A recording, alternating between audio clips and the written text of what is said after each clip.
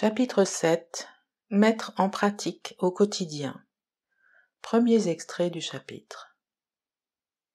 Citation de Robert Waterman. Prenez la posture « je ne sais pas » plutôt que « je dois savoir, je dois répondre ». Entrez vraiment dans la présence du « je ne sais pas » et dans la confiance que quelque chose c'est pour nous et peut intervenir. Fin de citation. Quand je me centre sur un problème que je crois extérieur à moi, je continue régulièrement à réagir crispé contre ce qui se passe, dans une envie de me battre ou le désespoir de me soumettre impuissante. Cette posture devient cependant de plus en plus difficile à tenir. Je ne peux pas rester dupe longtemps et je la vis tellement mal que je cherche à en sortir après avoir pris parfois, je vous l'avoue, un bon moment à me vautrer dans la posture de victime ou à me dresser dans un réquisitoire grandiloquent.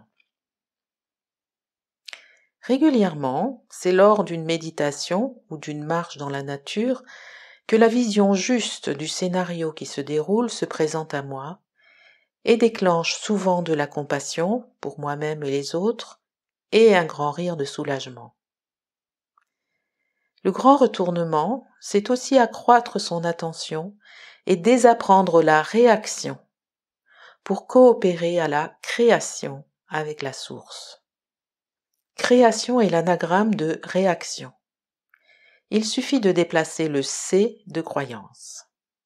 C'est progressivement abandonner sa posture de victime ou de grand juge pour entrer dans une co-responsabilité, même quand on ne sait pas quelle mémoire en soi crée la réalité. C'est aussi lâcher les attentes de résultats. Et c'est sans fin. Chaque jour se présentent des opportunités de pratiquer ou d'oublier de pratiquer. Dans ce chapitre, je propose des exemples de pardon de soi. Si vous vivez une réaction, même très légère pendant leur lecture, faites confiance à votre ressenti. Vivez l'expérience. Dites le pardon en conscience, à haute voix ou intérieurement. Inspirez, expirez profondément et observez, ressentez ce qui se passe pour vous.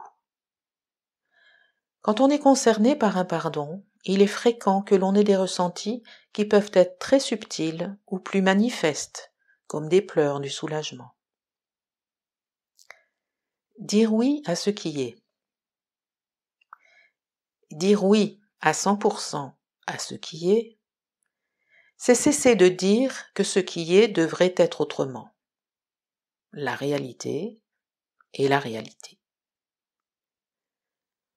On n'a qu'une perception très limitée de sa destinée personnelle, une perception encore plus limitée de celle des autres, et une perception infime pour ce qui concerne celle de l'humanité. Est-ce que le méchant de l'histoire a la conscience qu'il est indispensable à la révélation du héros ? Non. Est-ce que le héros a conscience que son plus grand allié dans sa quête personnelle est son plus grand ennemi ? Non. Il le comprendra peut-être bien plus tard. On ne sait pas. En suivant le flux du « oui » à la réalité, on facilite le déroulement d'un scénario bien plus intelligent que tout ce que le gentil mental pourrait imaginer. En regardant ma vie, aujourd'hui, dans son automne, je suis émerveillée de l'intelligence avec un grand I qui l'a guidée et inspirée. Je dis oui, avec infiniment de gratitude, même à ce qui a été douloureux. La peine est encore là pour certains événements. Mais la souffrance rageuse supplémentaire du « non, cela n'aurait pas dû se produire » se dissout petit à petit. Dire oui à ce qui est, c'est aussi être attentif à des pensées et des paroles réflexes, comme par exemple « si la réalité était autrement », elle n'est pas cet autrement. Si j'avais su, la réalité est que je ne savais pas. J'aurais dû agir autrement. À ce moment-là, j'ai fait de mon mieux, dans le contexte, avec ce que je savais, avec mon état émotionnel, avec mes limites. Juger ce que j'ai fait hier avec ce que je sais aujourd'hui n'a pas de sens. Je peux me pardonner ce jugement. Je ne veux pas de ce monde. Il est ce qu'il est. Et je le co-construis à partir de mes croyances et de mes mémoires. J'en suis responsable. Alors chaque fois que je dis non à ce que je vois, je commence par pratiquer Ho'oponopono en disant oui. Si c'est trop difficile, je demande à la source, par l'intermédiaire de mon soi supérieur, de l'aide. Je demande à être aidé, soutenu, guidé, pour accepter la réalité et résoudre en moi ce qu'elle reflète. Il s'agit de dire oui à la réalité comme on accepterait un bilan sanguin. Accepter totalement ce qui est ne signifie pas renoncer à agir, à éprouver et manifester de la compassion, à créer, à demander réparation. Demander réparation ne signifie pas condamner. À inventer tout ce qui pourrait rendre le monde plus aimant et plus joyeux. Cela signifie aussi dire oui à ce que l'on souhaite, à ses désirs. Il n'y a pas eu de faute. Il n'y a jamais eu de faute. Il y a l'expérience de la séparation dans la dualité. Une expérience de l'ombre pour mieux connaître la lumière et l'amour. Sous-chapitre avec les émotions difficiles en général.